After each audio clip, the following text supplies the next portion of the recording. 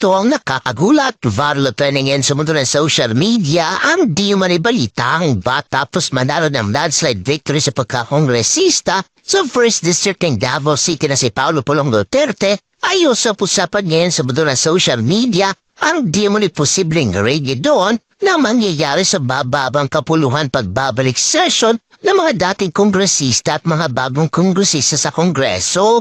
Kaya naman panawagan na taong bayan na sana'y bumaba na lang raw sa pwesto ang kasalukuyang House Speaker ng mababang kapuluhan na di palit ang Davao First District Representative na si Paulo Pulong Duterte. Usap-usapan yan sa mundo ng social media ang di mo rigido na mangyayari sa Kongreso at ang matinding revelasyon ni Vice President Sara Duterte patungkol sa kanyang kapatid na si Paulo Pulong Duterte pagpapalit ng pagka-speakership ng mababang kapulungan.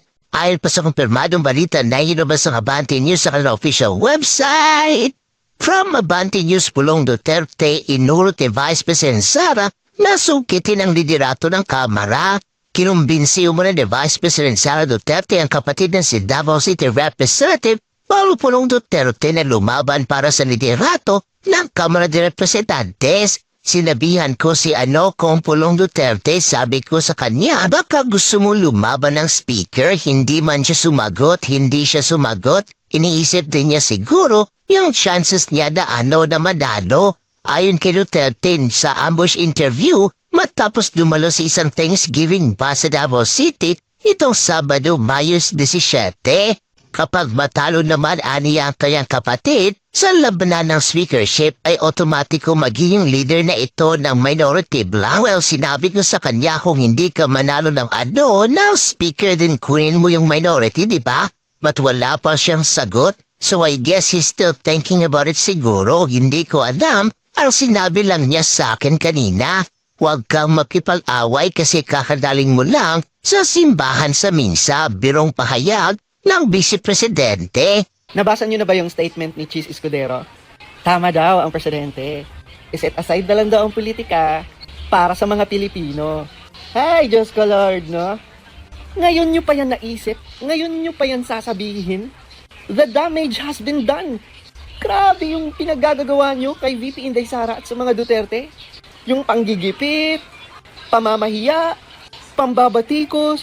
Tapos ngayon, sasabihin ng gobyerno na to, bati-bati na lang. Ganon-ganon na lang yun.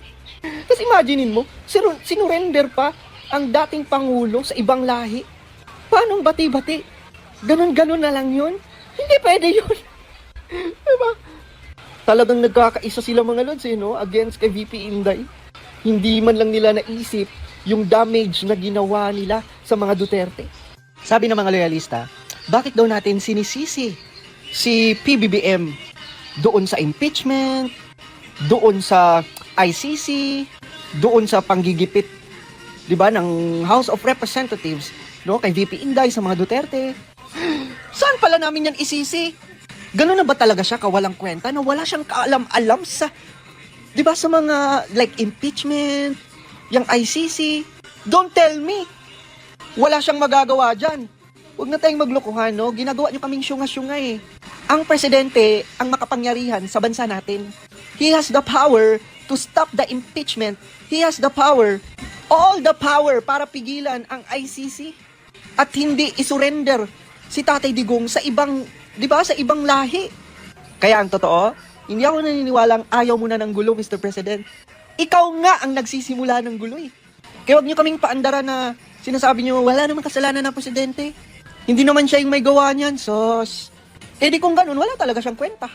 'Di ba? Walang kwenta, hindi makapag-decide, or walang paninindigan sa kanyang mga sinasabi, pabago-bago. Ito na, bumanat na naman si Auntie Claire. Sabi niya, hindi magpapahawak sa leeg at magpapadikta ang Pangulo sa mali. Wow! Kay pinsan lang magpapahawak sa leeg, no? Kay pinsan lang magpapadikta, no? Ibang klase. Bakit kaya mga lods, hindi nila magalaw-galaw si Romualdez? Diba? Parang may something takot ang presidente na punain ang kanyang pinsan. Alam naman natin at kitang-kita naman natin yung mga katarantaduhan at mga maling ginagawa ng mga kongresista at ni Romualdez. Una na doon, di ba, yung pangingialam nila sa ayuda, dyan sa AKAP. Di ba? Bawal naman yan. Clear, mali yan. Hindi dapat humahawak ng pera ang mga congressman. Ang trabaho nila, gumawa sila ng batas. Hindi mamigay ng ayuda. Yun, mali yun, di ba? Tapos sasabihin mo sa amin ngayon, hindi nagpapahawak at nagpapadikta ang Pangulo sa mali. Pero kitang-kita na ng Pangulo ang mali. Wala man lang siyang pinaggagawa sa kanyang pinsan. Grabe. Alam niyo mga lords, nalilito na tayo kung ano ba talaga ang tama sa kanila at ano ba talaga ang mali sa kanila. Kasi tayo as ordinary citizen, kahit ordinaryong Pilipino lang tayo, pero nadi-differentiate natin ano ang tama, ano ang mali. Pero itong si Auntie Claire at saka yung Marcos admin, ewan ko. Parang hindi nila alam ano ang tama, ano ang mali. Patay ka gadon, wala ka ng trabaho. Ayaw pang umalis. Basahin natin mga lords. Palace Press Officer Claire Castro says, Presidential Advisor for Poverty Alleviation Larry Gadon, who said he is not covered by courtesy resignation order, is also covered by President Ferdinand Marcos Jr.'s directive. Castro says, courtesy resignations include presidential advisors and assistants. Ano ka ngayon, Gadon? May masabi ni Gadon, hindi daw naman siya kasali daw sa pinaparesign. Pero, kinonfirm mismo ni Claire Castro na kasali siya. Patay ka ngayon, Gadon, wala ka ng trabaho. Hindi ka na nga attorney, wala ka pang trabaho. Saan na ang tawag sa'yo? Isa kang, ano? Isa kang, bobo. Ay, nako, Gadon, isa ka kasi sa mga walang kwenta. Mag-resign ka na at bumaba ka na. Kasi instead na gampanan mo ang tungkulin mo as advisor for poverty alleviation, ewan ko bakit ka nilagay dyan, wala kang ibang ginawa kundi tirahin ng tirahin ang mga Duterte. Pikat! Grabe mga lods, no? First time itong nangyari na pinaresign lahat ng cabinet member ng isang presidente. After 2025 midterm election. Grabe siguro, naramdaman siguro ni PBBM yung strong message ng mga Filipinos na hindi namin nagugustuhan ang ginagawa ng Marcos admin. Grabe. Buti na lang mga lords, no? Nauna nang ginawa yan ni VP Inday Sara. Diba? Grabe. The boat is sinking talaga. Anong gagawin niya dyan? I-reshuffle niya ba? Papalitan niya ba? Magulo. Si Mr. President yung nag-bloodbath. Akala ko si VP Inday Sara yung magba-bloodbath. Grabe mga lords, no? Nasayang lang yung 3 years. Tapos ang ending, di ba? Ngayon pa siya nag-cleansing. Di ba, imagine mo, 3 years of Marcos admin, sa kalagitnaan, dyan ka pa magki-cleansing. Dyan mo pa maiisip na parang wala tayo or hindi tayo papunta dun sa direksyon na gusto nyo. My God, it's a waste of time. 3 years na. Imagine niyo to mga lords. Hinintay mo pa ang 3 years, tsaka mo gagawin yan. Yung paresignin mo lahat ng cabinet member. 3 years na ang Marcos admin. Ngayon pa ba magki-cleansing? Dapat, kung meron kang mga nakikitang cabinet member na sa few months pa lang nila, ay hindi na maganda ang performance at ginagawa, dapat, sa few months pa lang na yun, tanggalin mo na agad yun. Pero iba, kasi ngayon, inabot ng 3 years. Oh my God, so what happened sa 3 years ng Marcos administration? Sobrang kawawa talaga ang Pilipinas. Sobrang kawawa ng bansa natin. After 3 years, tsaka mo pa iisipin yan. Tsaka ka pa magki-cleansing. Oh my gulay. Diyos ko, BBM, ayusin mo yung mga desisyon mo sa buhay. Nadadamay talaga tayo. Tapos ngayon, new direction na naman. Diyos ko. 3 years na! New direction na naman. All this time, tama si Attorney Vic Rodriguez. Imaginein mo na lang mga lords, no? What if hindi lumayo si Attorney Vic kay PBBM? Diba? And inalaw niya lang si Attorney Vic na i-appoint yung mga deserving na mga tao. Kasi diba yun yung naging problema nila eh. Diba? Sabi nga ni Attorney Vic, one of the reason bakit siya kumalas. Kasi marami daw nagsasabi sa kanya, gawin ito siyang PCO. Kumbaga, maraming nagdidikta sa kanya kung sino ang dapat na i-appoint niya. Which is ayaw ni Attorney Vic ng ganyan, di ba? Sabi pa nga ni Attorney Vic, bakit mo naman i-appoint ang hindi deserving? Tama, di ba? Hanggang sa'yo na. Kasi baka yung mga inappoint, di ba, na ibang cabinet members ni PBBM, baka hindi si BBM ang nag-appoint na nun. Si First Lady. First Lady, pakialamera.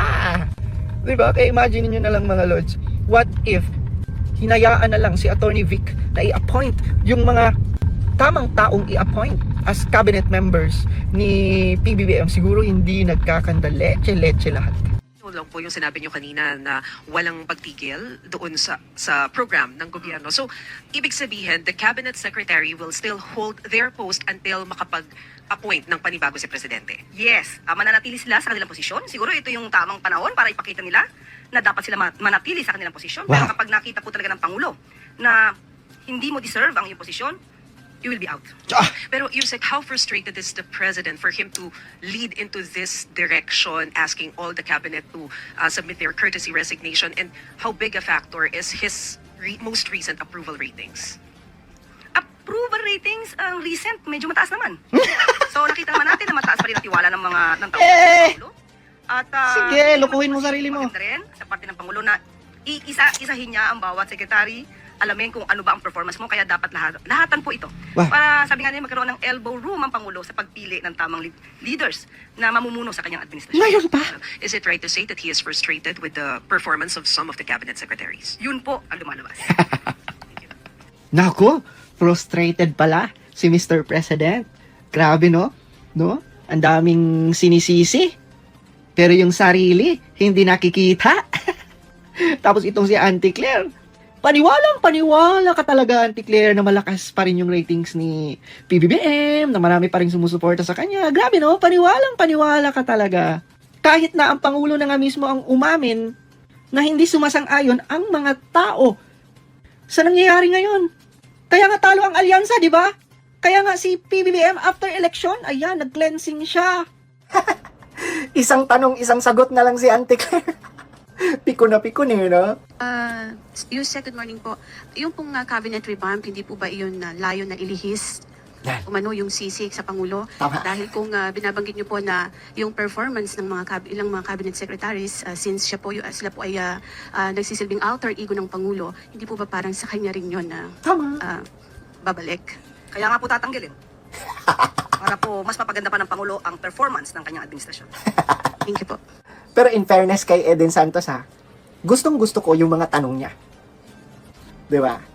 And yung mga tanong niya, yun yung nagiging rason sa paglabas ng pagkapikon ni Auntie Claire.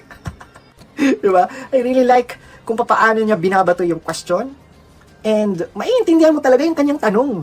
Kaya nga siguro si Auntie Claire, pag talagang si Eden Santos na ang nagtanong, makikita mo sa pagmumukha ni Auntie Claire, hindi na mapakali eh.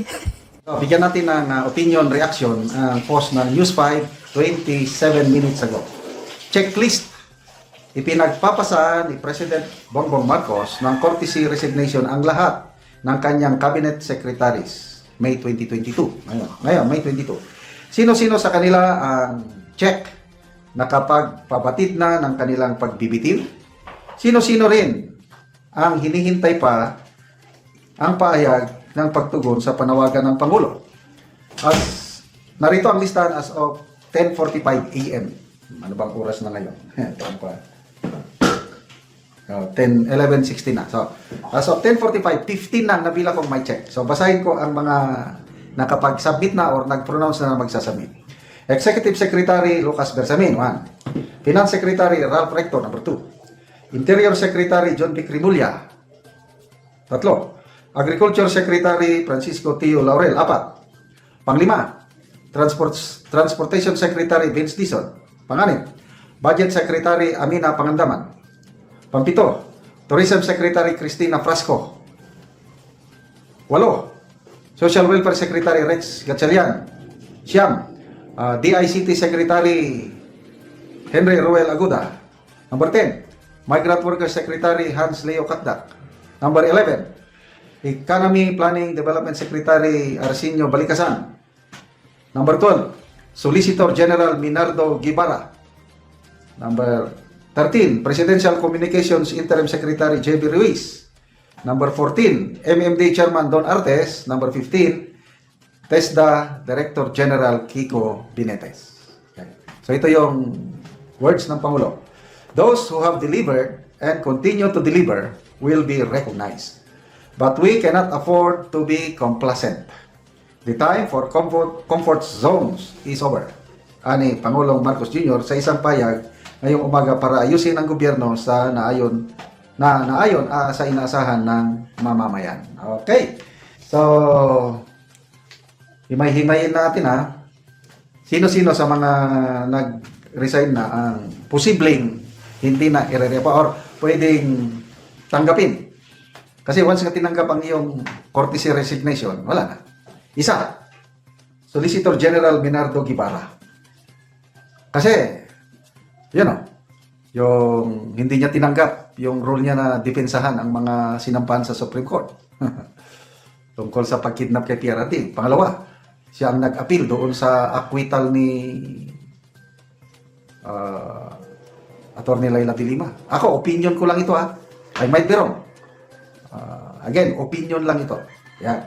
Solicitor Guevara. Ito, si J.B. Ruiz, alanganin dito dahil may baggage eh. Diba, may issue. Again sa kanya, kaupo pa lang yan, may issue. So, dalawa. Economy planning, NEDA, okay yan. Ito, migrant workers CAPDA. Dahil sa nangyari sa OWA, yung 1.4 billion peso land acquisition deal, baka maapektuhan din ito. So, tatlo na. Ito, Rex Gatchalian sa DSWD. Baka apektado ito dahil sa ayuda. Ito, sigurado. Hindi naman sigurado, most likely, Tourism Secretary Cristina Frasco. Kasi maraming palpak sa tourism. Hindi natin namimit ang target natin sa tourism. Sayang ang potential ng tourism. Kaya kung mayroong tatanggapin ng resignation, opinion ko lang ito, goodbye na, Secretary Frasco. Budget, Pangandaman, wala namang kasalanan si Secretary Amina Pangandaman. Ginagawa niya ang trabaho niya. Pagdating sa Kongreso, yun, nawawala yung net. Kaya, I think, she will remain. Vince Dizon, he will remain. Maganda, ako, ganahan ko itong si Vince Dizon. Kailangan yan. Agriculture Secretary Teora Laurel, wala rin ito. Pwede nang palitan. Ralph Recto, posible rin ito. Tanggalin. Executive Secretary Lucas Bersamin, palagay ko mananatili kasi very loyal kay PBBM ito. Okay, so yan. So sino pang mga hinihintay? Marami pa. May nabasa akong comment. Sino pang post ni General Orlando De Leon. Ang sinasuggest niya kay PBBM na dapat tanggalin na yung magkapatid na Rimulya, Secretary DILG and DOJ, tanggalin na yon. Ano pa yung isa niya, yung National Security Advisor. Yun din. Nabasa ko lang na post ni General De Leon. Kayo, sino sa tingin nyo ang mga cabinet secretaries na hindi nagdi-deliver? Comment niyo. Yung maraming nagko-comment, si Speaker Martin Romualdez, tanggalin din daw. Kaya wala, hindi siya sakop ng Executive Department. Kasi kung bakit daw nagkakagulo ang bansa, bakit daw labo-labo na, lalo na sa politika, dahil daw kay Speaker Martin Romualdez. So, yung opinion ko, paningin ko, kung bakit natalo ang administration candidate sa election, dahil sa impeachment ni VP Sara, inapura, pinilit. Tapos, yun. So, sinong dahilan sa impeachment? Of course, ang mga kongresista. Kaya, yun ang nagpagulo. Yun ang isang dahilan bakit maraming bumoto against sa kandidato ng alyansa dahil hindi na gusto ng taong bayan yung impeachment. Plus, pinakamalaki, yung arrest, kidnapping kay PRRD. Yun ang pinakamalaking dahilan. Pag hindi nila yan naagapan, hindi nila naibalik si PRRD, manatiling maraming mamamayan na hindi maligaya. Bigyan natin ng opinion, reaction ngayon, itong post ng ABS-CBN News 24 minutes ago. Mainit-init pa. Basahin ko ha. Senate President Francis Escudero writes to Speaker Martin Romualdez, stating that the Senate is set to receive the House prosecutors for the reading of impeachment charges against Vice President Sara Duterte on June 2. Impeachment court convenes on June 3. RG Ruiz, ABS-CBN News. Okay, so ito, in-attach yung letter, basahin ko. Philippine Senate, May 19, the Honorable Ferdinand Martin Romualdez, Speaker, House of Representatives, Quezon City, regarding verified impeachment complaint against Vice President Sara Zeverman Duterte. Your Honor, pursuant to Rule 1 of the Rules of Procedure on Impeachment Trials, we would like to inform your good office that, having taken proper order on the impeachment of Vice President Sara Duterte, the Senate shall be ready to receive the House of Representatives panel of prosecutors at 4 o'clock in the afternoon on June 2, 2025. As stated in our letter dated February 24, 2025, the Senate shall expect the prosecutors to read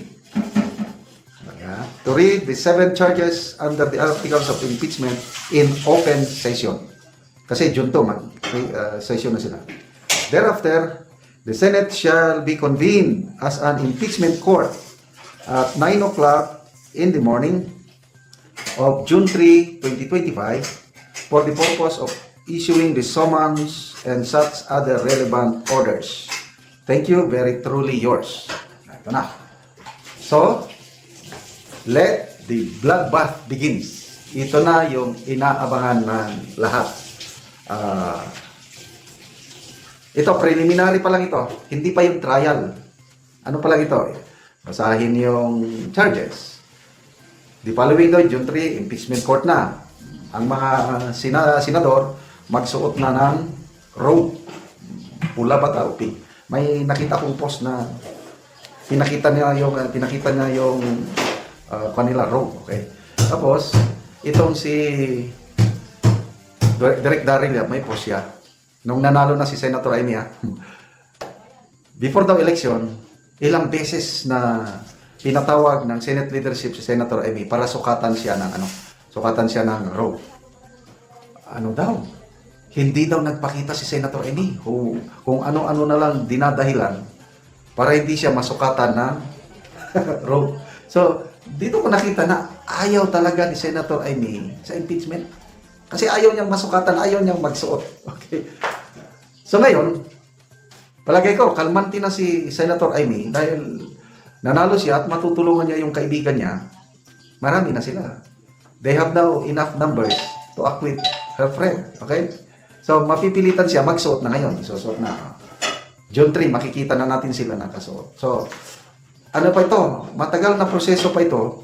Kalimutan ko na yung mga bago mag-start yung trial proper. Kasi nakita ko yung schedule na ginawa ni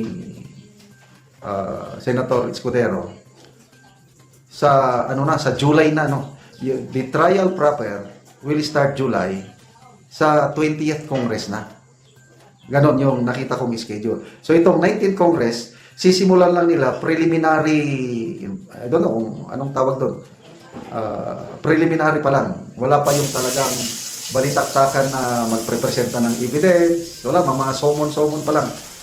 So, ano sa tingin nyo?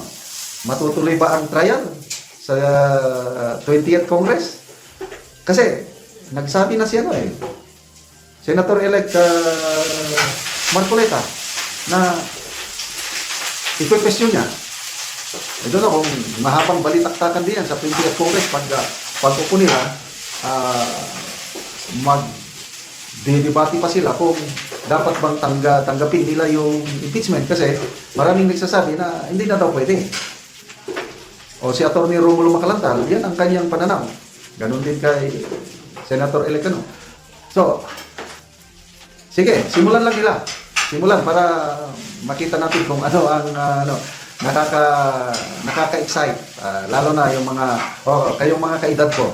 Diba, nakapanood na tayo, impeachment court, panahon ni President Erap Estrada, na sa kasamang palad, hindi natuloy yung butuhan. Dahil lang sa brown envelope na ayaw ipa-open, nanalo yung butuhan na ayaw ma-open, nag-withdraw yung prosecutors. Ayaw na nila. Yun pala, walang laman. Walang laman yung brown envelope na yun. So ito, talaga magkakaroon ng bloodbath talaga pag matuloy kasi nga sa tingin ko maraming bala, maraming pasabog, maraming counter evidence na ilalabas si VP Sara. Kaya kalmante siya na tuloy lang, dapat yan matuloy. Total, we have the numbers. Kaya kung kakampi ang senador na nanalo, na pabor kay VP, delikado. Wag na, ngayon, hindi na. Ako, kalmanting ako. Sobra siyam, sobra 10 ang boboto sa acquittal ni VP Sara kasi gusto nila maging presidente ang ating Inday. At yun nga mga kababayan, anong masasabi niyo sa balitang ito? Maaring ihayag ang inyong opinyon at kuro-kuro sa comment section sa ibaba. Huwag din kalimutang mag-like, mag-subscribe at mag-share sa bidyong ito. Maraming salamat sa panonood.